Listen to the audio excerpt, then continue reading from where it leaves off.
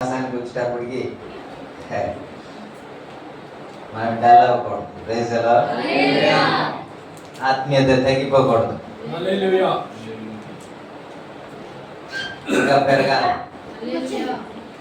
ఆ విధంగా పరిశుద్ధాత్మ దేవుడు చేయనుగా. స్తోత్రం.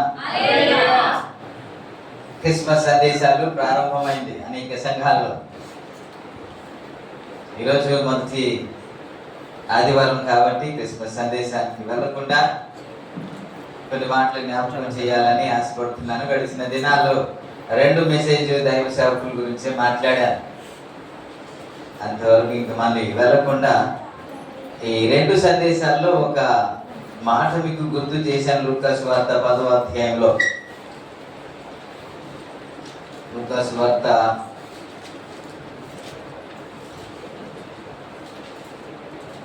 10వ అధ్యాయంలో ఒక మాట జ్ఞాపకం చేశాను. ఏంటంటే ప్రభు వారు ఒక ఎగ్జాంపుల్ చెప్పిన ఆ మాట 30 వచనం నుండి మనం కొన్ని చదువుకున్నాం. ఒకడేమో ఎరుకో నుండి యెరూషలేము నుండి వెరుకకు దిగి వెళ్తున్నాడు అనే సంగతి చూసుకున్నాం.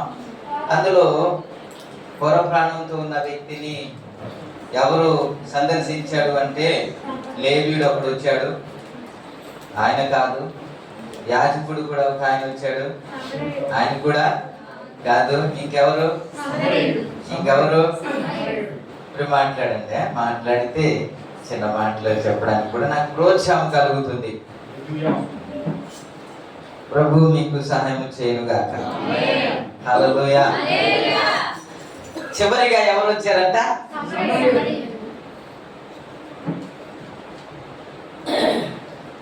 సమరీయుడి గురించి మీరు చిన్నప్పటి నుంచి తెలుసు కదా. నాకు తెలియదు అన్నవారు చెప్పండి ఎవరైనా. సమరయుడు అని అంటే నాకు తెలియదండి అన్నవారు ఎవరైనా ఉన్నారా? సమరయుడు గురించి తెలియదా? మంచి సమరయుడు కథ సండే స్కూల్ నుంచి కథ చెప్తాడు, అంతేనా? సండే స్కూల్ నుంచే మంచి సమరయుడు అనే కథ చెబుతూ వస్తుంటారు. ఆ పేరు మీద ఒక సంస్థ కూడా ఉంది, గుడ్ సమరైటియన్ అని పేరు మీద చిన్న పిల్లలకి చాలా మంది హెల్ప్ చేస్తూ ఉంటారు, పరిచర్య చేస్తూ ఉంటారు. విదేశాల నుండి కూడా పరిచర్య హెల్ప్ జరిగిస్తున్నారంటే ఆ పేరు మీదే. ఇంకా మీకు తెలియదు అన్న పేజ్ పెట్టారంటే నేను తెలిసిన వారి స్తోత్రం చెప్పండి. అంటే తెలియని వాళ్ళ ప్రభువుకి స్తోత్రం చెప్పండి. కొత్తగా యేసుని నమ్మిన వాళ్ళ స్తోత్రం చెప్పండి. కొత్తగా ఈరోజే పోనీ ఒక నెల రోజులైంది అన్నవారు చెప్పండి. లేదుగా, ప్రభువుని నమ్ముకుని చాలా సంవత్సరాలు అయింది కదండి. ఇంకా ఈ సందేశం వినకపోవడం చాలా ఆశ్చర్యం అనిపిస్తుంది. మీకు తెలుసు కాబట్టి ఈజీగా వెళ్ళిపోవచ్చు అనుకున్నాను నేను.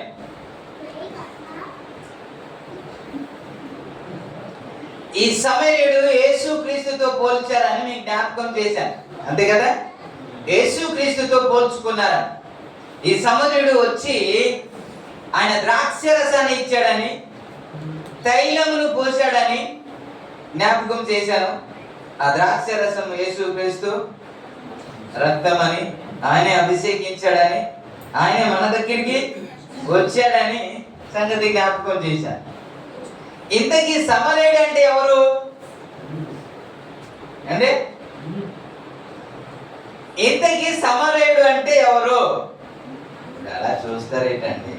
సరే, మీకు అర్థం అవ్వడానికి కొన్ని మాటలు జ్ఞాపకం చేస్తాను. లూకా సువార్త 17వ అధ్యాయానికి రండి. లూకా సువార్త 17వ అధ్యాయంలో యేసుక్రీస్తు దగ్గరికి 10 మంది కుష్ఠరోగులు వస్తారు. 10 మంది కుష్ఠరోగులు వచ్చిన తర్వాత యేసు ప్రభు వారు, మీరు వెళ్ళండి, యాజకుల దగ్గరికి వెళ్ళి మీ దేహమును పరీక్షించుకోండి, కనపరుచుకోండి అని చెప్పిన తర్వాత వారు వెళుతూ ఉన్నారు. వెలుచుండగా అద్భుతాలు జరుగుతాయి, స్వస్థత జరుగుతాయి. స్వస్థత జరుగుతుండగా ఎవరికైతే ఒకటికి స్వస్థత కలిగిందో, అందరికీ కలిగింది, అందులో ఒకడు స్వస్థత కలిగినందుకు పరిగెత్తుకుంటూ ఆయన ప్రభు దగ్గరికి వచ్చి కృతజ్ఞత చెప్పడం అనేది చూస్తాం. 17-18 వచనంలో మీరు చదువుకుంటే, 17-18 వచనం చదువుకుంటే ఒకసారి ఇప్పుడు చదవండి. 10 మంది శుద్ధిలేరు కారా, ఆ 9 ఎక్కడ? ఈ అన్యుడు తప్ప దేవుని మహిమ పరచుటకు తిరిగి వచ్చిన వాడు ఎవరు లేడు, అగపడలేదా అని. నేను చదువుతున్నా. అందుకు యేసు 10 మంది శుద్ధులైరి కారా, ఆ 9 ఎక్కడ? ఈ అన్యుడు తప్ప దేవుని మహిమ పరచుటకు తిరిగి వచ్చిన వాడు ఎవడు అగపడలేదా అని చెప్పి, ఈయన ఎవరు? మాట్లాడి ఈయన ఎవరండి? ఇప్పుడు 16వ వచనం చదవ. 16వ వచనంలో గొప్ప శబ్దముతో దేవుని మహిమ పరచుతూ తిరిగి వచ్చి,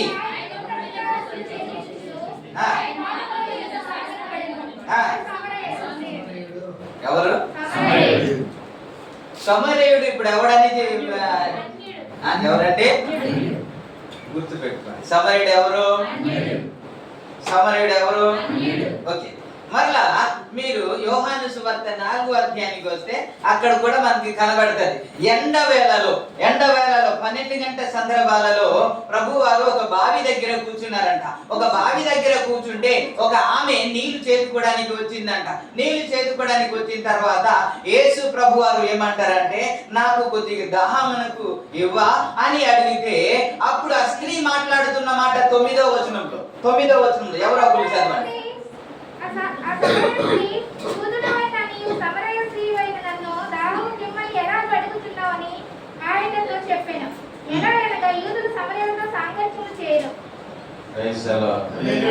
ప్రభు నామానికి మహిమ కలుగును.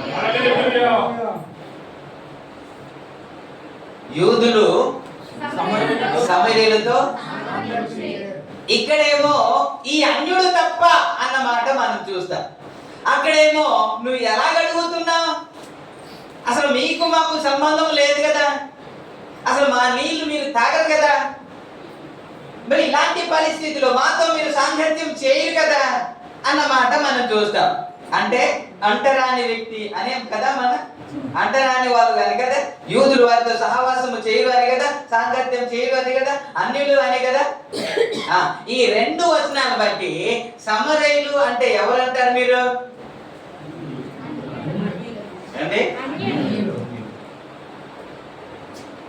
నేను చూపించాను కాబట్టి మీరు అంటున్నారా, లేకపోతే మీకు తెలిసే అంటున్నారా? నేను చెప్పాను కాబట్టి మీరు అంటున్నారా,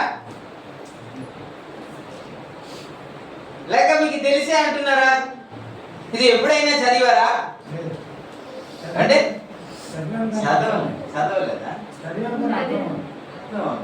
సరే, ఇప్పుడు నేనేమంటానంటే, ఈ రెండింటికి భిన్నంగా మాట్లాడతాను. ఏంటంటే, వారు అన్యులు కానే కాదు, వారు ఇజ్రాయెల్ ప్రజలు. ఎవరు? ఈయన చెప్తున్నాడు కాబట్టి నమ్మేద్దామా? ఇందాకేమో యేసుక్రీస్తు ప్రభు వారే అన్యుడు అని, ఒక ఆమె ఏమో యూదుడైన నీవు సమరయులైన మాకు ఎలా అడుగుతున్నావు, అసలు సాంగత్యమే లేదు కదా అని అంటుంది. ఈ రెండింటి మధ్య పక్కన పెట్టేసి ఈయనేమో ఇశ్రాయేలు అంట. ఇప్పుడు మీకు ఒక ప్రశ్న వచ్చి ఉంటుంది, ఈయన ఇశ్రాయేలు అంటున్నాడు కదా, ఇశ్రాయేలులైతే మరి యూదులు ఎందుకు సాంగత్యం చేయరు, ఎందుకు సహవాసము చేయరు, ఎందుకు అన్యుడు అని చెప్పాలి అనే ఒక ప్రశ్న మీకు వస్తుంది. రాకపోతే నేనేం చేయను.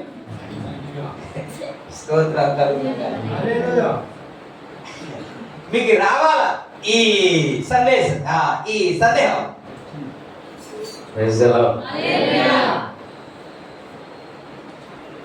వచ్చిందా రాలేదా? మరీ సీరియస్ గా చూస్తున్నారు ఏంటంటే, మరీ సౌండ్ వస్తుందని.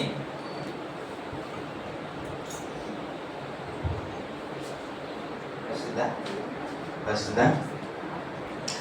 అప్పుడు పోస్ట్ చేస్తుండో తర్వాత. ఇప్పుడు సమరయులు ఎవరండి? ఇప్పుడు రెండింటిలో మధ్యలో పెట్టాను. ఏది డిసైడ్ చేయాలా తెలియని పరిస్థితిలో మీకు పెట్టాను. కాబట్టి ఇప్పుడు చెప్పండి, అసలు అన్యులా లేకపోతే ఇజ్రాయేలా? బైబుల్ చెప్పింది కరెక్టా? మైక్ పట్టుకుని ఏం చెప్పింది కరెక్టా? బైబుల్ చెప్పిందే కరెక్ట్. అప్పుడు మీరు చెప్పండి, ఇప్పుడు అన్యులా లేకపోతే ఇజ్రాయేలా? అంటే కొద్ది ఆలోచించి మాట్లాడడానికి ప్రయత్నం చేయండి. అందుకే మీరు ఎప్పుడు వెళ్ళలేదు, ఆ సందేశం మీకు చెప్తాను అని గడిచిన వారంలో జ్ఞాపకం చేశాను. ఇవన్నీ ప్రకటన గ్రంథంలో నుంచి వచ్చిన దాన్ని బట్టి ఒక్కొక్కటి వస్తుంటే మధ్యలో ఏదైనా సరే డౌట్ ఉంటే అది అన్ని క్లియర్ చేసి ముందుకు వెళ్ళాలనే ఉద్దేశంతో ఇదిలోనికి వచ్చేస్తున్నామని ప్రకటన గ్రంథానికి తర్వాత వెళ్తాను. వెళ్ళడానికి జనవరిలోనే మళ్ళీ వెళ్తాం, కానీ మళ్ళీ వెళ్ళడానికి అవకాశమే లేదు. ఏదైనా పరిశుద్ధాత్మ దేవుడు మనకు సహాయం చేయనుగా. స్తోత్రం. హల్లెలూయా. ఈరోజు ఏది ఏమైనా వెనక్కి వైపు చూడకుండా నా వైపు చూస్తూ వినాలని నేను ఆశపడుతున్నాను. సమయం ఎంతైనా, గంట అయినా 2 గంటలైనా తినేసి వచ్చాం కదండి.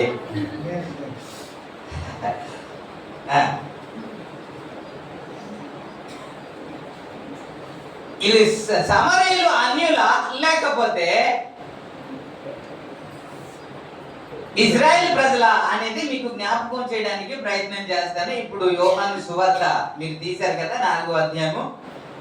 సమరయ స్త్రీ మాట్లాడింది కదా 9వ వచనంలో, చివరి లైన్లో ఎందుకనగా యూదులు సమరయులతో సాంగత్యము చేయరు అని కదా మనం చదివాం. తర్వాత యేసుక్రీస్తు ప్రభువారే ఈ అన్యుడు అన్న మాట కదా మనం చదివాం. ఈ 2 మాటకి ఎంతవరకు న్యాయం, అసలు ఎందుకు అలాగా పిలిచారు అనేది ఒక్కసారి 4వ అధ్యాయం యోహాను సువార్త 12వ వచనంలో మనం చదువుకుందాం. ఆమె మరలా మాట్లాడుతుంది. ఓకే అలా కాపండి. యేసుక్రీస్తు ప్రభువారు ఏం చెప్పారంటే, నువ్వు ఎవరు నీతో మాట్లాడుతున్నారో అది నీకు తెలిసి ఉంటే ఆయనకి నువ్వు జీవజలం అడుగుల్లో ఆయన నీకు ఇచ్చును, ఆయన ఎవరో నీకు తెలియకపోయింది అన్నట్టు మాట్లాడితే, అయ్యా నువ్వు ఎలాగిస్తావు అని ఇప్పుడు మాట్లాడుతుంది. ఈ ఎలాగిస్తావు, నీకు చేదుకోవడానికి ఏం లేదు కదా, ఈ బావి చాలా లోతైనది కదా, నీ ఎలాగిస్తావు అని అడుగుతుంది. అప్పుడు మాట్లాడుతున్న మాట 12వ వచనంలో, తానును తన కుమారులను పశువులను ఈ బావి నీళ్లు త్రాగి మాకిచ్చిన మన తండ్రి అయిన ఏంటి, ఎవరు తండ్రి? సమరయులు ఎవరు? మాట మార్చుకోడు, మడమ తిప్పకూడదు. మీరు ఒకే మాట వినకుండా మీరు ఈ రోజుకి జగన్ అయిపోవాలి. దేవునికి స్తోత్రం. కాబట్టి ఇప్పుడు ఏమని మాట్లాడుతుంది సమరయ స్త్రీ అంటే, తానును తన కుమారులను పశువులను త్రాగి మాకిచ్చిన మా తండ్రి అయిన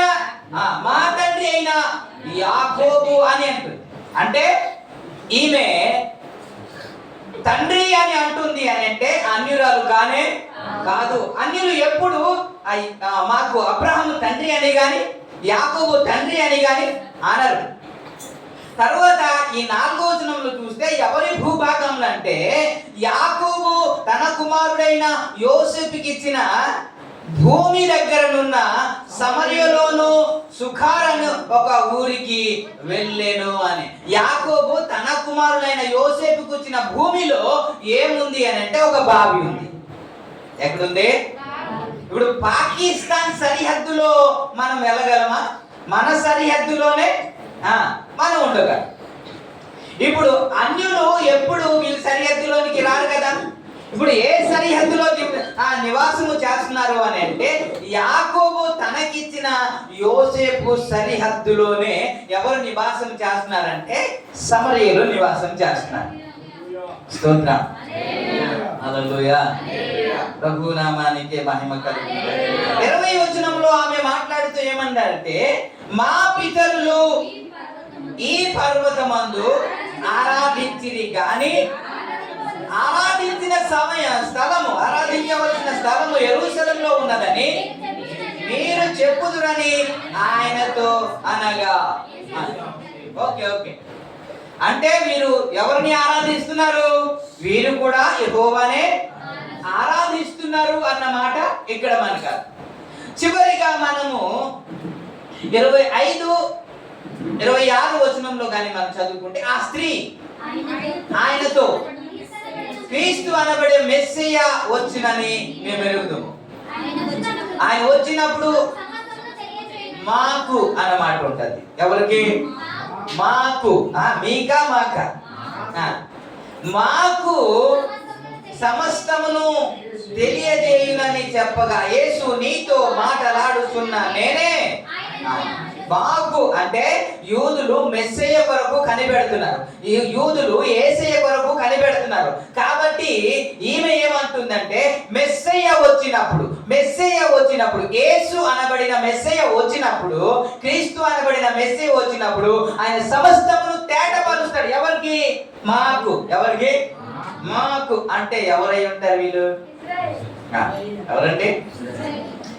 ఇజ్రాయేల్ ప్రజలు. దేవునికి ఇష్టం. మరి ఇప్పుడు మీకు ఇంకోటి ఏంటి అంటే, నిజంగా ఇజ్రాయేల్ ప్రజలైతే అన్యులని ఎందుకు ఎంచబడుతున్నారు? ఎందుకు యూదులు సహవాసము చేయట్లేదు? ఎప్పుడైనా ఆలోచించారా? ఎంత డీప్ గా మనం చదవం, పైన చదువుకొని వెళ్ళిపోతాం. అసలు ఎందుకని ఇజ్రాయేల్ ప్రజలే ఎందుకని యూదులతో సహవాసం లేదు? యూదులు ఎందుకు సాంగత్యము చేయట్లేదు? ఎందుకు వారితో సహవాసము చేయట్లేదు? అన్యులుగా ఎందుకు ఎంచారు? వారు నీరు ఎందుకు త్రాగట్లేదు? వారికి వీరికి సంబంధం ఎందుకు లేదు అనేది ఒక్కసారి మనం గమనించాలి కదా. అలాగా చదువుకుంటూ వెళ్ళిపోతే, అందుకే వాక్యం చదవండి అంటారు. వాక్యము చదవండి. ఇలా వ్రేలి పెట్టి ఎప్పుడు వాక్యము చదవద్దు. ఆది కాండం నుంచి ప్రారంభం చేయండి, ప్రకటన గ్రంథం వరకు చదవండి. దేవునికి స్తోత్రం. అన్యులు చదువుతున్నారండి, అన్యులు దేవుని వాక్యం చదువుతున్నారు. వారు ఎందుకు చదువుతున్నారు అని అంటే, ఏదైనా తప్పు జరుగుతుందేమో అని చదువుతున్నారు. మొన్న వీడియో మేరీ పంపించింది కదా, మొన్న మేరీ అప్లోడ్ చేసింది, లేకపోతే మన గ్రూప్ లో పెట్టింది. ఏమిటి అని అంటే, ఒక వ్యక్తి అడుగుతున్నాడు, ఏంటి మీ దేవుడు గొప్ప, పరమగీతం 2:14 చదువు, అక్కడ లోతు గురించి ఏమని వ్రాయబడింది అని ఏదోదో చెబుతున్నాడు. అంటే చదవకుండా వారికి తెలుసండి? అసలు లోతు గురించి మనకే తెలియదు. అసలు లోతు గురించి ఏం మాట్లాడుతున్నారు, ఏమైందో అని దాని గురించి ఇప్పటి వరకు క్రైస్తవులుగా మనకి తెలియదు, కానీ అన్యులుగా వాళ్ళకి తెలుసండి. ఇప్పటి వరకు చదవట్లేదు, మనం బైబిల్ చదవట్లేదు కాబట్టి ఇంకా అర్థం కావట్లేదు మనకి. దేవునికి స్తోత్రం. సీరియస్ మూడ్ నుంచి కొద్ది సంతోషంగా స్తోత్రం చెప్పండి. ప్రభు నామానికి మహిమ కలుగుతుంది. కాబట్టి ఎందుకని ఒక ప్రశ్న లేవనెత్తే దాన్ని తెలుసుకోవడానికి ఆసక్తి ఉంటది. అందుకే మీకు ప్రశ్నతో మొదలు పెడుతున్నాను. ఎందుకంటే ఎవరు అనే ప్రశ్నతో మొదలు పెడుతున్నాను. ఇలా ఎందుకు మొదలు పెడుతున్నా అంటే, ఇంతకీ ఎవరు? నిజమే కదా, సమరయుల గురించి మాట్లాడుతున్నాం, మంచి సమరయుడు అని చెప్పుకుంటున్నాం, కానీ ఇంతకీ ఎవరు అని ఒక ప్రశ్న మనలోకి వస్తే అది నేర్చుకోవడానికి, వినడానికి వినబుద్ధి పడుతుంది. కాబట్టి ఈ ప్రశ్నతో ముందుకు తీసుకెళ్తాం. దేవునికి స్తోత్రం. ఇంతకీ సమరయులుగా ఎందుకు మార్చబడ్డాడు, అంటరాని వ్యక్తిగా ఎందుకు మార్చబడ్డారు అని అంటే, ఒక్కసారి మీరు రాజుల గ్రంథము 12వ అధ్యాయము, మొదటి రాజుల 12వ అధ్యాయానికి కానీ వెళ్ళిపోతే అక్కడ కొన్ని చూస్తాం. 11వ అధ్యాయము చివరి ఆ వచనంలో, అంతటా సొలొమోను తన పితరులతో కూడా నిద్రించి తన తండ్రి అయిన దావీదు పురమందు సమాధి చేయబడింది. తర్వాత అతని కుమారుడైన రెహబాము అతనికి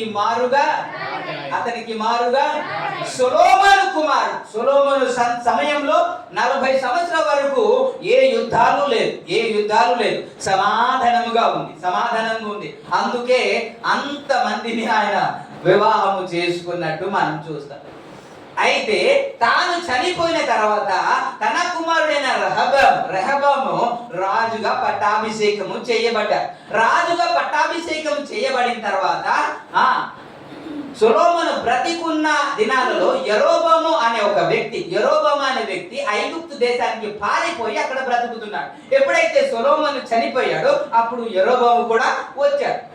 యరొబాము వచ్చిన తర్వాత ఈ ఇజ్రాయెల్ ప్రజలందరూ పెద్దలందరితో కలిసి ఇప్పుడు రెహబాము దగ్గరికి, రెహబాము వేరు యరొబాము వేరు, రెండు ఒకలాగా ఉంటుంది చూడు.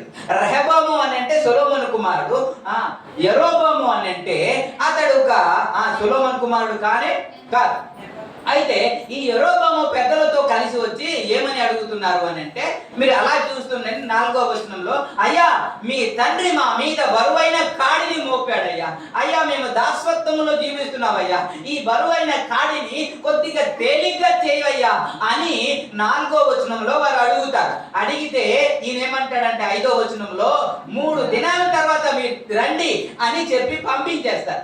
మీరు పంపించిన తర్వాత ఇతడు ఏం చేస్తాడు, తన తండ్రి కాలంలో అధిపతిగా అధికారులుగా ఉండి సలహాదారులుగా ఉండి నడిపిస్తున్న కొంతమంది పెద్దలతో మాట్లాడి ఎలా చేద్దాం, ఏ సమాధానం చెప్పాలి అని అంటే, అయ్యా నిజమేనయ్యా వారు బాధపడుతున్నారు, వారి కాడిని కొంచెం చులకనగా చేస్తే నీకు నిజంగా దాసులుగా ఉంటారు, నిజంగా నీకు బానిసలుగా ఉంటారు, ఆ విధంగా మీరు చెయ్యండి అని పెద్దలు సలహా చెబితే పెద్దల సలహా వినకుండా ఇప్పుడు ఎవరు సలహా పాటిస్తున్నాడు అంటే 13వ వచనం చదివితే, తనతో పాటు నివాసము చేస్తూ తనతో పాటు స్నేహము చేస్తూ యవ్వన బిడ్డలు ఒక సలహాను వాళ్ళు ఏం చెబుతున్నారు అదే ఆ సలహా తీసుకొచ్చి అప్లై చేస్తున్నారు. ఒకసారి 13వ వచనం చదవండి.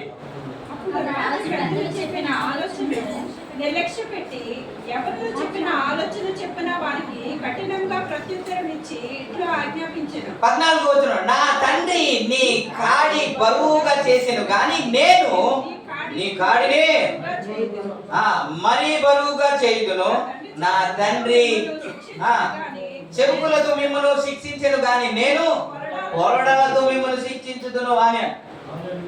అప్పుడు 16వ వచనము 2వ భాగంలో ఏమంటాడంటే, దావీదులో మాకు ఇంకా ఏం స్వాస్థ్యం ఉంది, ఆయనలో మాకు ఇంకా పాలి భాగము లేదు, కాబట్టి ప్రియులారా వెళ్ళిపోండి, ఇశ్రాయేలు ప్రజలారా మీ గుడారాలకి వెళ్ళిపోండి, ఇంకా రాజు మా మనవి ఆలకించలేదు అని వెళ్ళిపోతారు. వెళ్ళిపోయిన తర్వాత ఈ రెహబాము సొలొమోను కుమారుడైన రెహబాము ఒక అధిపతిని వెట్టి పనుల మీద నియమించి పంపిస్తే ఇజ్రాయెల్ ప్రజలు రాళ్ళు రేపి చంపేస్తారు. చంపేసిన తర్వాత నన్ను కూడా చంపేస్తారేమో అనే ఉద్దేశంతో ఇతడు రథము ఎక్కి యెరూషలేముకు పారిపోతాడు. చివరి మనం చూస్తాం ఏంటంటే 20 వచనం ఒకసారి చదువుతారా? మరియు యెరొబాము తిరిగి వచ్చినని ఇశ్రాయేలు వారందరూ విని అతని పిలువనంపించి ఇశ్రాయేలు అందరి మీద రాజుగా అతని పట్టాభిషేకము చేసిరి. యూదా గోత్రికులు తప్ప దావీదు సంతతి వారిని వెంబడించిన వారెవరూ లేకపోయిరి. ఇప్పుడు ఒకవైపేమో సొలొమోను కుమారుడైన రెహబాము, ఇంకో వైపేమో యెరొబాము. సొలొమోను కాలంలో ఒకటిగా దేశం ఉంది, రెహబాము కాలానికి వచ్చేటప్పుడు రెండుగా చీలిపోయింది. ఇప్పుడు రెహబామేమో 2 గోత్రాలకే ఆయన రాజుగా ఉన్నాడు, యెరొబామేమో 10 గోత్రాలకు రాజుగా ఉన్నాడు కదా. ఇప్పుడు మనం ఒకటిగా ఉన్న ఆంధ్రప్రదేశ్ ఇప్పుడు ఏమైంది, ఒకటిగా ఉండేటప్పుడు మనకి రాజధాని ఏది, హైదరాబాద్. ఇప్పుడు రాజధాని ఏది ఏమో తెలియదు అంటే, కాబట్టి ప్రతి స్టేట్ కి కదా రాజధాని అనేది ఉండాలి. కాబట్టి ఇప్పుడు సొలొమోను కుమారుడైన రెహబాము పరిపాలిస్తున్నాడు ఎక్కడ అంటే యూదా ప్రజలకి యెరూషలేములో పరిపాలిస్తున్నాడు. ఇప్పుడు వారికి రాజధాని ఏదంటే యెరూషలేము రాజధాని, యూదా ప్రజలకి యెరూషలేము రాజధాని అయితే ఇజ్రాయెల్ 12 గోత్రాలకి షోమ్రోను పట్టణము రాజధాని. ఏది షోమ్రోను పట్టణము రాజధాని. ఈ షోమ్రోను పట్టణం అనే పేరు ఎలాగొచ్చిందో మీరు 16వ అధ్యాయము 24వ వచనంలో మీరు అలా చూస్తుందని నేను చెప్తాను. 24వ వచనంలో ఉంటది, షెమెరు అనే ఒక వ్యక్తి దగ్గర నుంచి ఆ కొండ ప్రాంతాన్ని కొనుక్కొని ఆ కొండ మీద ఒక పట్టణాన్ని కట్టించారంట. ఆ పట్టణాన్ని కట్టించి షెమెరు అనే పేరును బట్టి షోమ్రోను అనే పేరు పెట్టారంట. చదువుతారా ఇప్పుడు? తీసుకొని ఆ కొండమైన పట్టణం ఒకటి కట్టించి ఆ కొండ యజమానుడైన షెమెరు అతని పేరు దాన్ని కట్టించిన పట్టణం షోమ్రోను అని పేరు పెట్టెను. షోమ్రోను అని పేరు పెట్టింది. ఏం పేరు? ఏం పేరండి? ఏం పేరండి? షోమ్రోను అనే దగ్గర ఫుట్ నోట్ లో ఏమని ఉంటుంది ఒకసారి చదవండి. ఏమని ఉంటే సమరియా అనే ఉంటుంది. షోమ్రోను అనే పేరు రాను రాను ఇప్పుడు మద్రాస్ ఏమైంది? చెన్నై. బొంబై ఏమైంది? అలాగా రాను రాను కొంత మార్పు కలిగింది. షోమ్రోను పట్టణమే సమరియా అని పిలువబడింది. Praise the lord.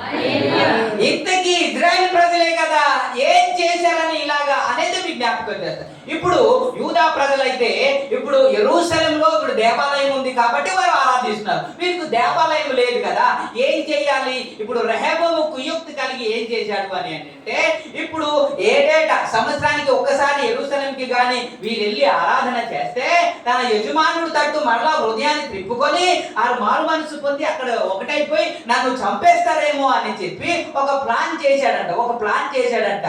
ఒక ఏం ప్లాను అని అంటే మీరు 27వ వచనం నుండి కానీ మరి చదువుకుంటే ఆయన బంగారపు దూడలు 2 తయారు చేశారు. 2 తయారు చేసి అయ్యా మీరు అంత దూరం వెళ్ళి ఆరాధన చేయడం కష్టం కదా, అలా మీరు వెళ్ళొద్దు అని చెప్పి ఆ 2 దూడను ఒకటేమో బేతేల్లోను ఒకటేమో దానులోను పెట్టాడంట. ఒకసారి చదువుదామా 27వ వచనం నుండి. ఆలోచన చేసి 2 బంగారపు దూడలు చేయించి జనులను పిలిచి యెరూషలేమునకు పోవుటకు మీకు బహు కష్టము. ఇశ్రాయేలు వారులారా, ఐగుప్తు దేశంలో నుండి మిమ్మల్ని రప్పించిన మీ దేవుడు ఇవే అని చెప్పి ఒకటి బేతేలు నందును ఒకటి దాను నందును ఉంచెను. స్తోత్రం చెప్తా. హల్లెలూయా. అంత మాత్రమే కాకుండా మీరు ఆలోచించండి, ఐగుప్తులో అద్భుతాలు చేసింది ఈ దూడ. మీరు చెప్పాలి 10 అద్భుతాలు జరిగింది కదా, ఈ దూడేనా? ఎర్ర సముద్రంలో 2 పాయలుగా చేసింది ఈ దూడేనా? ఐగుప్తు దేశం నుంచి విడిపించింది ఈ దూడేనా? ఆకాశం నుండి మీరు మాట్లాడలేదు, ఆకాశం నుండి మన్న కురిపించింది ఈ దూడేనా? బండ నుంచి నీళ్లు ప్రవహింపజేసింది ఈ దూడేనా? కానీ ఈయనేం మాట్లాడతాడంటే ఐగుప్తు దేశం నుండి మిమ్మల్ని విడిపించి తీసుకొచ్చినది ఇదే అని అంటాడు. అని అంటే వీరికి బుర్ర బుద్ధి ఉండాలి కదండి. ఇప్పుడు చాలా మంది ఏమని అనుకుంటున్నారంటే మతోన్మాదులు లేకపోతే క్రైస్తవేతరులు ఏమని అనుకుంటున్నారంటే మీ దేవుడు మంచోడు అని చెప్పుకుంటారు కదా అని అంటున్నారు. నేను అంటాను వారు అప్లై చేసుకుంటున్నారు కానీ దేవుడు మాట్లాడింది ఎవరు తెలుసా? ఇజ్రాయెల్ ప్రజలతో మాట్లాడుతున్నారు. కనులారా ఆయనే సాక్షాత్తు దిగి వచ్చి వారితో మాట్లాడి అద్భుతాలు చేస్తుంటే కనులారా చూశారు. చూసిన తర్వాత కూడా ఆకారాన్ని ఏ ఆకారాన్ని పూజించకూడదని వారికి ఆజ్ఞ ఉన్నప్పటికీ కూడా నిర్గమకాండం 20 అధ్యాయము 1-2 వచనాల్లో కానీ మనం చూసుకుంటే నీ ఆకాశం అందే గాని భూమి అందే గాని భూమి క్రింద నీళ్ళ అందే గాని ఏ రూపమునైనా నువ్వు చేసుకోకూడదు, దాన్ని సాగిల పడకూడదు అని ఆజ్ఞ ఉన్నప్పటికీ కూడా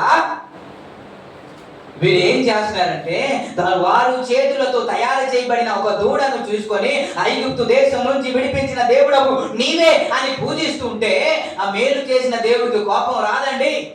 అద్భుతాలు చేసిన దేవుడికి కోపం రాదండి? ఆశీర్వదించిన దేవుడికి కోపం రాదండి? దేవునికి స్తోత్రం కలుగునుగాక. ఫ్లైట్ మోడ్లో పెట్టాలి, ఫ్లైట్ మోడ్లోనే పెట్టి ప్రభు నామానికి మహిమ కలుగు. హల్లెలూయా. స్తోత్రం. ఎక్కడున్నా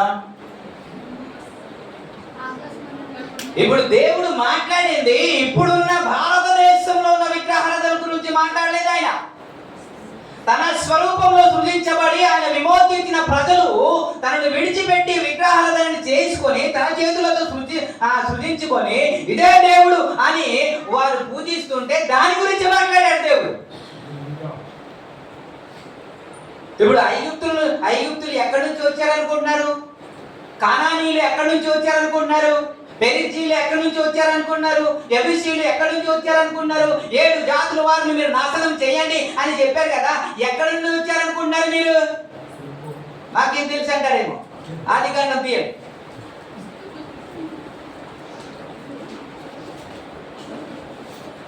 ఆదికాండం 10వ అధ్యాయం రండి.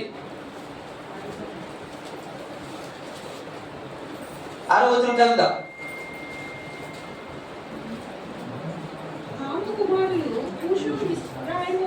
హాము కుమారులు కూసు, మిస్రాయిము. ఓకే, ఈ నలుగురు కదా, ఈ నలుగురు పేరు గుర్తుపెట్టు. ఈ నలుగురు పేరు 13, 14 వచనం చదువు. మిస్రాయిము లూదీయులను, అనాకీయులను,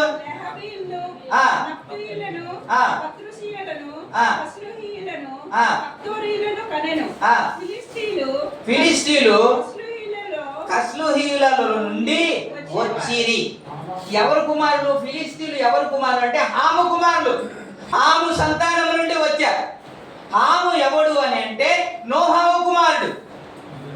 ఎందుకు ఇలాగా అందులో నుంచి వచ్చారంటే హాము శపించబడ్డాడు. ఆ తర్వాత మీరు 15వ వచనం చదువుకుంటే కానాను తన ప్రథమ కుమారుడకు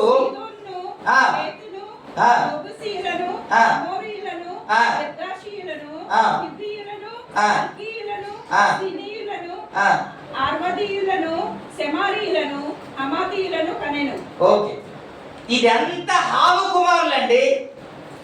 కాబట్టి శపించబడిన గోత్రం నుండి వచ్చిన వారితో మాట్లాడుతున్నారు కానీ భారతదేశంలో ఉన్న అన్యజనులతో కాదు కదా. ఈ బైబిల్ చదువుకొని మా గురించే మాట్లాడుతున్నారు. ఇప్పుడు నోవాహు ఆరాధించింది విగ్రహారాధనండి.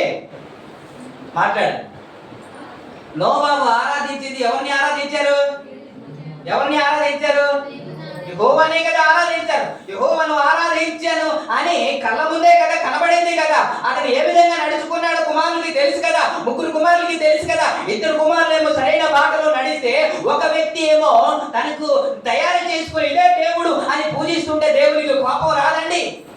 నీ తండ్రి చేసిందేంటి, నువ్వు చేసింది ఏంటి అని వారి పిల్లల్ని ఆ విధంగా శిక్షించాడు తప్ప మీకు కాదు కదా.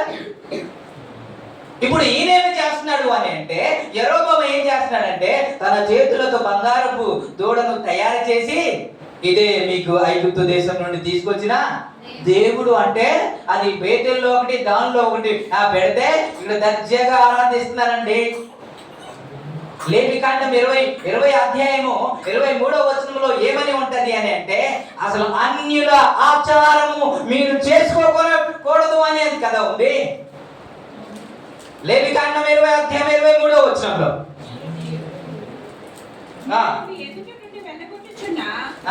ఆచారములను బట్టి నడుచుకోకూడదు. వారి అట్టి క్రియలను అన్ని చేసిన గనుక నేను వారి యందు అసహ్యపడుతున్నాను. అన్యుల ఆచారం మీరు చేసుకోకూడదు అని కదా దేవుడు చెప్పారు. ఇప్పుడు మీరు చేసేది ఏంటి? ఇంకా చెప్పాలంటే 31వ వచనం, అదే మీరు చదివిన 12వ అధ్యాయము రాజుల మొదటి గ్రంథం 12వ అధ్యాయం 31వ వచనంలో 31వ వచనంలో ఆయన చేసింది ఏంటంటే యాజకుల్ని ఏర్పాటు చేశాడంట. కానీ లేవీలు కాదంట, సాధారణమైన మనుషులను. మరియు అతడు ఉన్నత స్థలములను కట్టించి మందిరముగా ఏర్పరిచి లేవీలు కాని సాధారణమైన వారిలో కొందరిని యాజకులుగా, లేవీలు కాని వారిని యాజకులుగా నియమించడం అది క్రమం కాదండి, అది అక్రమం. అది అందుకే ప్రభు వారు సందర్భంలో ఏమని మాట్లాడదంటే, అక్రమము చేయువారులారా నా యొద్ద నుండి పారిపోండి అన్నాడు. నీ నామములో అద్భుతాలు మేము చేయలేదా, నీ నామములో దెయ్యములు వెళ్ళగొట్టలేదా, మేము ప్రవచించలేదా అని మాట్లాడుతుంటే మీరెవరో మాకు తెలియదు. అక్రమము చేయలేదు, క్రమమైన పరిచర్య చేయకుండా, క్రమమైన విధంగా పాలన చేయకుండా ఇప్పుడు ఏం చేస్తున్నాడంటే లేవీలను ఏర్పాటు చేయకుండా లేవీలు కాని సాధారణ మనుషుల్ని యాజకులుగా ఏర్పాటు చేశాడంట. 13వ అధ్యాయం 33వ వచనంలో కూడా అదే మాట్లాడతాడు. 13వ అధ్యాయం 33వ వచనంలో ఆ సంగతి అయిన తర్వాత యెరోబోము తన దుర్మార్గమును సామాన్య జనులలో కొందరిని ఉన్నత స్థలములకు యాజకులుగా నియమించెను. తనకిష్టులైన వారిని యాజకులుగా ప్రతిష్ఠించి వారి ప్రభునామానికి హల్లెలూయా. వీరు ఇజ్రాయెల్ ప్రజలే, కానీ యూదులేమో క్రమమైన పరిచర్య జరిగిస్తున్నారు, వీరేమో అక్రమమైన పరిచర్యలో. యాజకులే పరిచర్య చేయాలి, కానీ సాధారణమైన మనుషులను పరిచర్య చేసే విధంగా చేశారు. గెరిజీము అనే పర్వతం మీద, కొండ మీద ఒక మందిరాన్ని కట్టించాడంట. ఎందుకు అని అంటే యెరూషలేముకి వీళ్ళు వెళ్ళకూడదు అని చెప్పి గెరిజీము అనే కొండ మీద ఒక మందిరాన్ని కట్టించి అక్కడ ఆరాధిస్తూ ఉంటారు. అందుకే ఈమె మాట్లాడుతుంది ఏంటంటే, మా పితరులు ఈ కొండ మీద ఆరాధించిరి అన్నమాట 20 వచనంలో చదువుతాం కదండి. యోహాను సువార్త 4వ అధ్యాయము 20 వచనంలో మా పితరులు ఈ పర్వతం మీద ఆరాధించిరి, గాని ఆరాధించవలసిన స్థలము యెరూషలేములో ఉన్నదని మీరు చెప్పుకొందురని ఆయనతో అనగా, యేసు ఆమెతో ఇట్లా నేను, అమ్మా, ఒక కాలము వచ్చుచున్నది, ఆ కాలము ఈ పర్వతము మీదనైనను యెరూషలేములోనైనను మీరు తండ్రిని ఆరాధింపరు. నా మాట నమ్ము. దేవునికి స్తోత్రం. మీరు గెరిజీము కొండ మీద ఒక మందిరాన్ని తయారు చేసి లేకపోతే కట్టి ఇప్పుడు ఆరాధిస్తున్నారు కదా, ఇక్కడ గాని లేకపోతే యెరూషలేము గాని ఆరాధించరు, గాని ఒక కాలం వచ్చుచున్నది అని మాట్లాడతారు. దేవునికి స్తోత్రం. ప్రభు నామానికి మహిమ కలుగును. స్తోత్రం. రాను రాను రాను రాను రాను రాను వీళ్ళు ఏమైపోయారంటే లోకములో కలిసిపోయారు. ఇప్పుడు అస్సూరు రాజు, అన్య రాజు సోమ్రోన్ మీద దాడి చేసి సోమ్రోన్ని ముట్టడి వేశారు. సోమ్రోన్ని ఓడించాడు. అందులో నుంచి కొంతమంది చెరగా తీసుకెళ్లిపోయారు. తీసుకెళ్లిపోయిన తర్వాత తన దేశంలో ఉన్న కొంతమందిని అక్కడ పెట్టాడంట. మీరు అది చూడండి, 2వ రాజుల గ్రంథము 16వ అధ్యాయము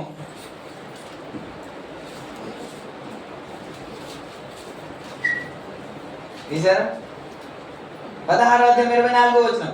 అస్సూరు రాజు బబులోను, కూత, అవ్వ. ఇప్పుడు తీస్తారు మీరు ఇంకా? నేనేం చెప్పాను? సార్,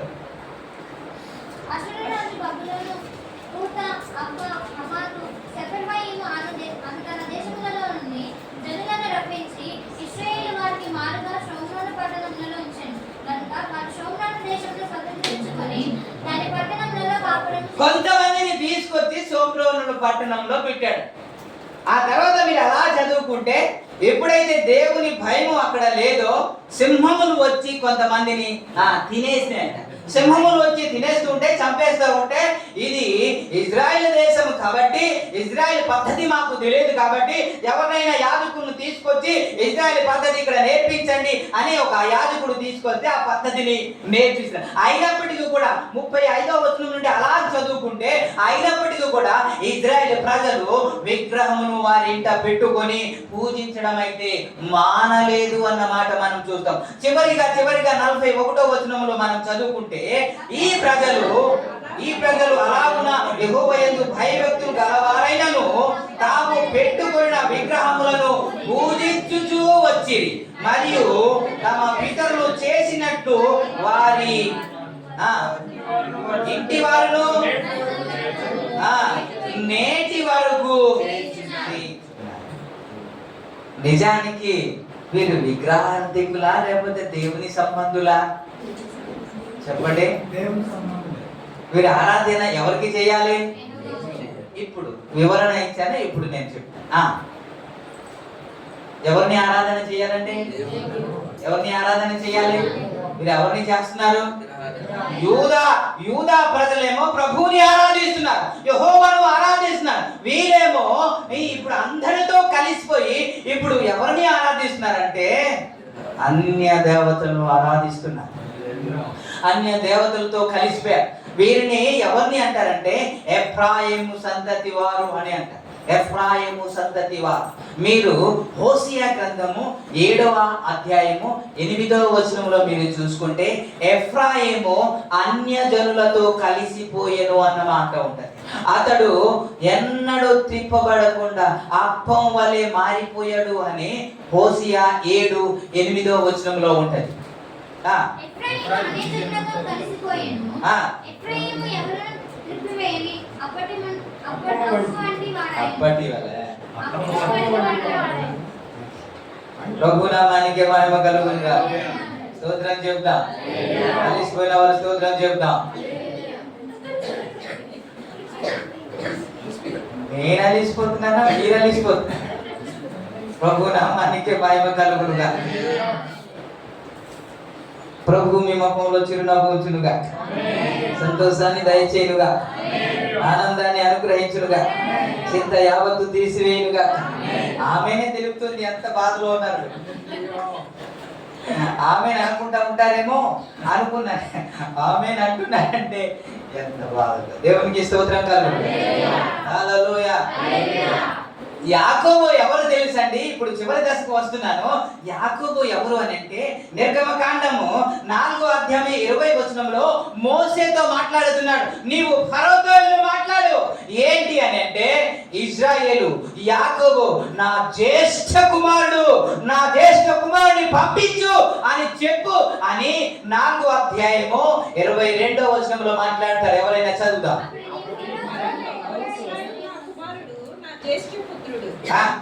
నన్ను సేవించినట్లు నా కుమారుని పోనిమ్మని నీకు ఆజ్ఞాపించుచున్నాను. ఇప్పుడు ఇజ్రాయెల్ ఎవరంట?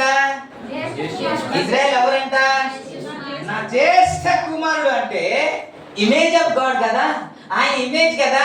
కుమారులు మీరు చూడండి, ఇప్పుడు పిల్లల్ని చూస్తే ఒకలేమో తండ్రి ఫేస్ వస్తుంది, ఒకలేమో ఖచ్చితంగా మీరు చూడండి, ఖచ్చితంగా చూడండి అలాగే వస్తుంది, సేమ్ అచ్చుగుద్దినట్టు ఉంటుంది. అలాగా నా జ్యేష్ఠ కుమారుడు అంటున్నాడంటే ఆయన కన్నవాడు కదా, ఆయనే కదా తండ్రి, ఆయన స్వరూపంలో ఉన్నవాడు కదా. ఇంకా చెప్పాలంటే మీరు యెషయా గ్రంథం 44వ అధ్యాయము 21వ వచనంలో ఏమని ఉంటదంటే నా సేవకుడు అని ఉంటది. నా సేవకుడు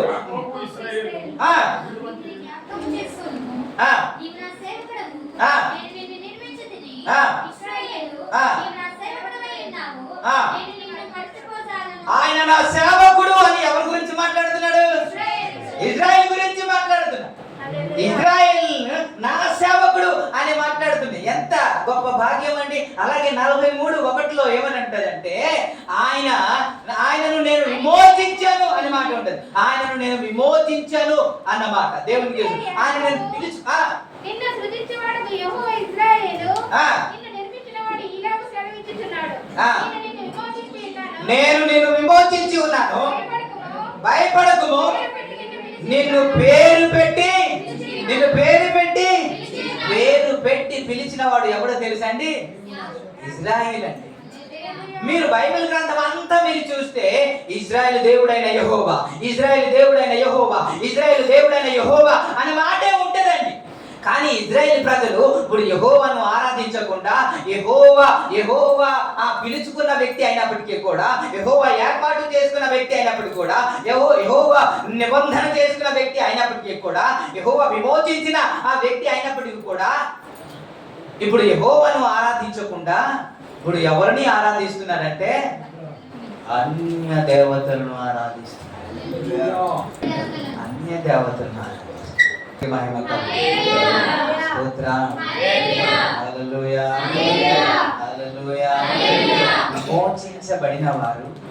విమోచించబడిన వారు అలాగూ జీవించవచ్చా? విమోచించబడిన వారు అలాగా ప్రవర్తించవచ్చా? అన్యులతో కలిసిపోవచ్చా? అన్యుల్లాగా ప్రవర్తించవచ్చా? నేటి దినాల్లో మనం చూస్తే క్రైస్తవులు ఎవరో, అన్యులు ఎవరో వ్యత్యాసం కనబడట్లేదు. వారి మాటలకి వీరి మాటలకి పెద్ద తేడా ఏమీ లేదు. వారి బ్రతుకుకు వీరి బ్రతుకు పెద్ద తేడా ఏమీ లేదు. వారి ప్రవర్తనకి వీరి ప్రవర్తనకి పెద్ద తేడా ఏమీ లేదు. అందుకే మీరు హోషేయ గ్రంథంలో చదివించాను, ఎఫ్రాయిము అన్యజనులతో కలిసిపోయారు. వారితో కలిస్తే ఎలా కనబడుతున్నా వారిలాగా కనబడుతున్నా కానీ వ్యత్యాసం ఏమీ కనబడట్లేదు. దేవునికి స్తోత్రం కలుగుతుంది. పరమగీతంలో ఏమని చెప్తుంది సోలమతి అని అంటే 5వ అధ్యాయం 10వ వచనంలో ఏమని చెప్తుందంటే, వేరే ప్రియులు కన్నా నీ ప్రియుల విశేషం ఏమి అని యెరూషలేము కుమార్తెలు అడుగుతుంటే ఆమె మాట్లాడుతున్న మాట, నా ప్రియుడు ధవలవర్ణుడు, నా ప్రియుడు రత్నవర్ణుడు, 10,000 మందిలో పోల్చదగిన వాడు నా దేవుడు అంటే. ప్రభునామానికి మహిమ కలుగుగాక. స్తోత్రం చెబుతారేమో అనుకున్నాను, హల్లెలూయా చెబుతారేమో అనుకున్నాను, ఉజ్జీవం ఉప్పొంగు వచ్చేస్తదేమో అనుకున్నాను. దేవునికి స్తోత్రం. ప్రభునామానికి మహిమ కలుగుగాక. మన దేవుడు ప్రత్యేకముగా ఉన్నవాడు, మన దేవుడు పరిశుద్ధుడు. దేవునికి స్తోత్రం. మన దేవుడు అందరిలో కలిసిపోయేవాడు కాదు, మన దేవుడు అందరి లాంటి వాడు కాదు. మన దేవుడు మృత్యుంజయుడు, మన దేవుడు పునరుత్థానుడు, ఆయన తిరిగి లేచిన వాడు, ఆయన ప్రత్యేకముగా ఉండేవాడు.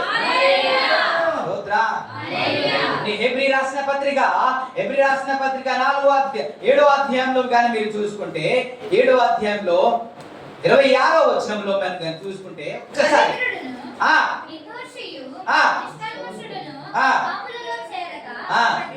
పవిత్రుడును నిర్దోషియు నిష్కల్మషుడు పాపులలో చేరక ప్రత్యేకముగా ఉండేవాడు ఎవరు?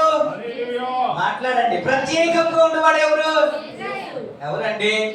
నీవు ఆరాధిస్తున్న దేవుడు పాపులలో చేరక ప్రత్యేకముగా ఉండేవాడు. ఆయన పరిశుద్ధుడు. దేవునికి స్తోత్రం. లేవియ కాండం 19వ అధ్యాయం 2వ వచనంలో నేను పరిశుద్ధుడు గనుక మీరును పరిశుద్ధులై ఉండవలెను అని సెలవిచ్చిన దేవుడు మన దేవుడు. దేవునికి స్తోత్రం. కాబట్టి ఆయన పరిశుద్ధుడు కాబట్టి మనం కూడా పరిశుద్ధులుగా ఉండాలి. ఆయన ప్రత్యేకముగా ఉన్నవాడు కాబట్టి మనం కూడా ప్రత్యేకముగా ఉండాలి. ఎఫ్రాయిము కలిసిపోయినట్టు మనము లోకములో కలిసిపోకూడదు, లోకులతో మనము సమానమైపోకూడదు. వారు ఎలాగైతే మాట్లాడుతున్నారు, వారు ఎలాగైతే ప్రవర్తిస్తున్నారు అలాగ మనం ప్రవర్తించకూడదు. అలా ప్రవర్తిస్తే, అలా ప్రవర్తన మనలో ఉంటే మీరు చెప్పండి, ఇందులోనికి వెళ్ళొచ్చు అంటారా? ఇది దేవుని శరీరము, దేవుని రక్తమనే కదా మనము దీనిలోనికి వస్తున్నాము.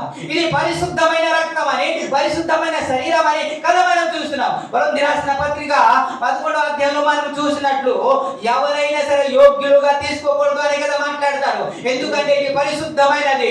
అయోగ్యుడుగా ఎవరైనా తీసుకోకూడదు, యోగ్యులుగానే తీసుకోవాలి, అర్హులుగానే ఎవరైనా తీసుకోవాలి.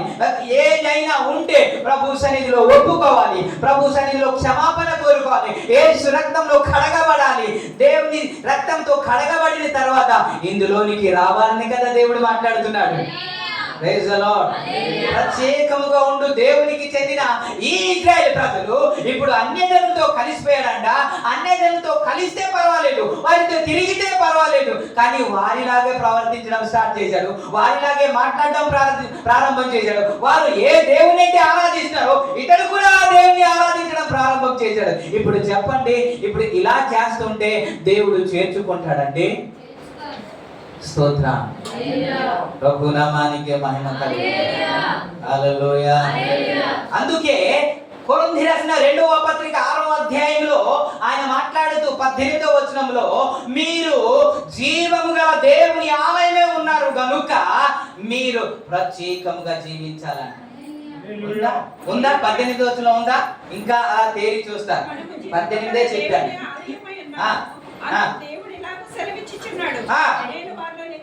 నేను వారిలో నివసించును, నివసించి సంచరించును, నేను వారి దేవుడై ఉండును, వారు నా ప్రజలై ఉండును. కావున మీరు వారి మధ్యలో నుండి బయలువెడలి. ఎలా ఉండాలి? ఎలా ఉండాలి? కలిసిపోవాలా? కలిసిపోవాలండి.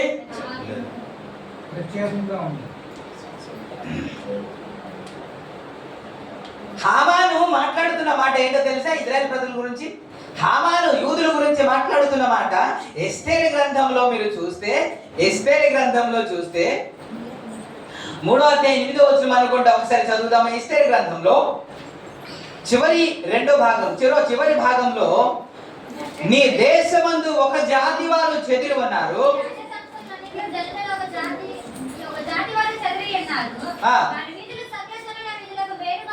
వారి వీధులు కాదు, వారి విధులు సకల జనుల విధుల కంటే చెప్పండి, సకల జనుల విధుల కంటే ఎవరి విధులు?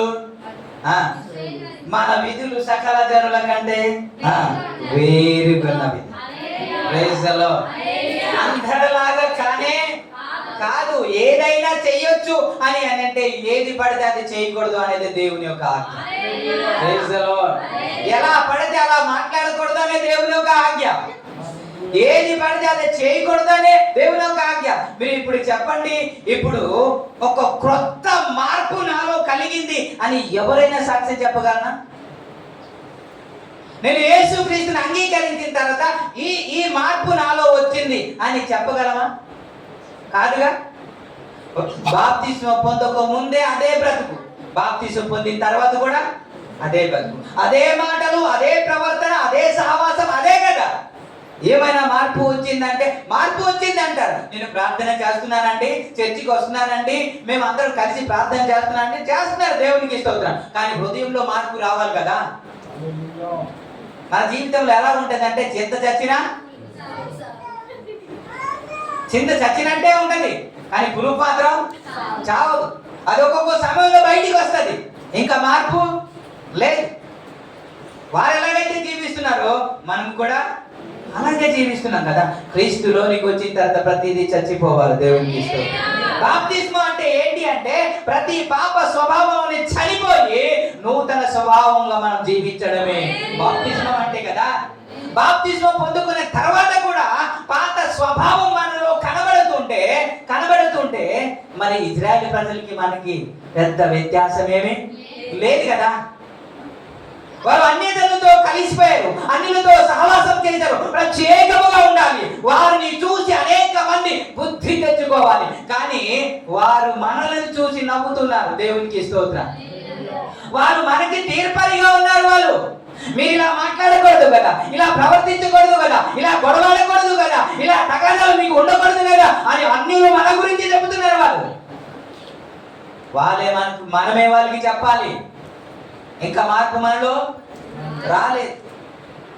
ఇజ్రాయేల్లో మార్పు ఏ మాత్రము లేదు. ఇతడు దేవునికి చెందిన వ్యక్తి, విమోచింపబడిన వ్యక్తి, దేవుడే నా కుమారుడు అని పిలుచుకున్న వ్యక్తి. కానీ ఎలా తయారు అయ్యంటే రాను రాను రాను రాను విగ్రహారాధనకి వెళ్ళిపోయాడు. మనమైతే నేను గడిచిన ఆ దినాల్లో జ్ఞాపకం చేశానంటే మనమైతే ఇంట్లో పటాలు పెట్టలేదు, దేవునికి స్తోత్రం. ఎప్పుడో తీసేసాం, ఎప్పుడో విగ్రహాల ఫోటోలన్నీ తీసేసాం. కానీ ఒంట్లోది మాత్రం తీయలేదు, ప్రవర్తన మాత్రం తీయలేదు, బ్రతుకు మాత్రము మారలేదు, ఇంకా ఉంది, దేవునికి స్తోత్రం. వారికి మనకి పెద్ద వ్యత్యాసం ఏమీ లేదు. కానీ శుభవచనము చెప్పనా, ఇలాంటి వ్యతిరేకమైన ఆ యూదులే అంటరాని వ్యక్తిగా చూస్తా ఉంటే యేసుక్రీస్తు ప్రభు వారు వచ్చి యాజకుడు గొప్ప, లేవీయుడు గొప్ప అని ఎగ్జాంపుల్ చెప్పలేదు, కానీ సమరయుడే గొప్ప అని చెప్పాడు, దేవునికి స్తోత్రం. హల్లెలూయా. మరి అతడు అంటరాని వాడు కదండి, లోకంతో కలిసిపోయాడు కదండి, యూదుల్లాగా ప్రత్యేకంగా జీవించలేదు కదండి. ఎలా జీవితావు? యాజకుడికి గొప్పగా చూపించాలి కానీ, లేవీయుడికి గొప్పగా చూపించాలి కానీ, సమరయుడికి ఎందుకని గొప్పగా చూపించాడంటే నేను చెప్పనా, యేసుక్రీస్తు ప్రభు వారు వచ్చింది ఇజ్రాయెల్ గురించి, దేవునికి స్తోత్రం. నేను నశించిన ఇజ్రాయెల్ కొరకు నేను వచ్చాను కానీ నేను ఎవరి గురించి రాలేదు అని దేవుడు మాట్లాడుతుంటే ఎవరి గురించి అయితే వచ్చారో వారే తృణీకరించారు యేసయ్యని, వారే వద్దనుకున్నారు యేసయ్యని. నువ్వు నాకు అక్కర్లేదు అనుకున్నారు, కానీ ఎవరు చేర్చుకున్నారో తెలుసా? ఆ సమరయ స్త్రీ ఆ సుఖారు అనే పట్టణానికి వెళ్ళి యేసయ్యని నేను కనుగొన్నాను, యేసయ్య నాతో మాట్లాడాడు, మీరు రండి ఒకసారి చూడండి, ఆయనే మెస్సయ్య అని ఒక వార్త చెబితే ఊరూరా వచ్చి ప్రభుని అంగీకరించారండి, దేవునికి స్తోత్రం. ఎవరిని ప్రాధాన్యత ఇస్తాడు తెలుసండి? తన మాటను అంగీకరించి లోబడిన వారిని దేవుడు ప్రాధాన్యత. దేవుడు మాట్లాడుతుంటే నిజమే నా బ్రతుకులో ఇంకా మార్పు లేదు అని మనము పశ్చాత్తాపపడి ప్రభు దగ్గర పశ్చాత్తాప పడగలిగితే నీకే దేవుడు గొప్పగా చేస్తాడు. హల్లెలూయా. నువ్వు అంటరాని వ్యక్తిగా కావచ్చు, లేకపోతే అందరు నీకు తుణీకరించవచ్చు, నువ్వు త్రాగుబోతుడని చెప్పొచ్చు, నువ్వు తిరిగిపోతు అని చెప్పొచ్చు, కానీ నీలో గాని మార్పు రాగలిగితే, నీలో గాని ప్రభుకు చోటు ఇవ్వగలిగితే, నీలో గాని వాక్యానికి చోటు ఇవ్వగలిగితే దేవుడు అందరికంటే ఉన్నత స్థాయిలో. Praise the Lord. హల్లెలూయా. ప్రభు నామానికి మహిమ కలుగును. అపొస్తలుల కార్యములో మనం ఏం చూస్తారంటే పరిశుద్ధాత్మ దేవుడు మీ మీదకి వచ్చినప్పుడు మీరు శక్తి పొందేదారు. కాబట్టి మీరు యెరూషలేములోను, యూదయలోను, సమరయలోను అంటాడు. Praise the Lord. సమరయ గురించి రాలేదు కదా, కానీ ఆయన మాట్లాడుతున్న మాట ఏంటంటే ఆయన మొదట యెరూషలేము, తర్వాత యూదయ, తర్వాత సమరయ దేశానికి వెళ్తారు, మీరు సాక్షిగా వెళ్తారు. అంటే అపొస్తలుల కార్యం 8వ అధ్యాయంలో ఫిలిప్పు సమరయ దేశానికి వెళ్ళి గొప్ప స్వార్థ ప్రకటించినట్లు, అద్భుతాలు చేసినట్టు మనం చూస్తాం. Praise the Lord. హల్లెలూయా. మరి ఈ అంటరాని వ్యక్తి ఎలా మారిపోయాడు అని అంటే ప్రభు మాటకు లోబడ్డాడు, ప్రభు వాక్యానికి లోబడ్డాడు. కాబట్టి ఇది నా కొరకే అని నమ్మాడు, కాబట్టి ఆయన పశ్చాత్తాపడ్డాడు, కాబట్టి ప్రతిదీ విడిచిపెట్టాడు. కాబట్టి విడిచిపెట్టి ప్రతి ఒక్కరు దేవుని సన్నిధికి వస్తే ఆయన అంగీకరిస్తాడు. మొదటి స్థితిని మరలా దేవుడు అనుగ్రహిస్తాడు. అందుకే చెప్పిన మాట, కడపటి వారు మొదటి వారు అవుతారు. మొదటి వారు స్తోత్రం. ఇప్పుడైనా మించిపోలేదు ప్రభు సన్నిధికి వచ్చేద్దాం. ఇప్పుడైనా మించిపోలేదు ప్రభు సన్నిధికి వచ్చేద్దాం. లోకాన్ని పక్కన పెట్టేద్దాం. ప్రభు సన్నిధిలో పశ్చాత్తాప పడదాం. ప్రభు సన్నిధిలో ఒప్పుకుండా ఏమైనా బలహీనత ఉంటే, మరి మీరే కాదండి, నాలో కూడా ఏదో ఒక బలహీనత ఉంటుంది కదా, మీరు నేను మనం అందరము ప్రభు సన్నిధిలో పశ్చాత్తాపంలోనికి వచ్చేద్దాం. దీనికి అర్హులుగా మారుద్దాం. దీన్ని తీసుకునేటప్పుడు దేవుని శక్తి మన మీదకి వచ్చేలాగునా, దేవుని ఆరోగ్యం మన మీదకి వచ్చేలాగునా, దేవుని జీవం మన మీదకి వచ్చేలాగునా మనం సిద్ధపడిపోతాము. ఆ విధంగా పరిశుద్ధాత్మ దేవుడు సిద్ధపరచునుగా, ఆ విధంగా సహాయం చేయనుగా, ఈ మాటలో దేవుడు ఆశీర్వదించునుగా.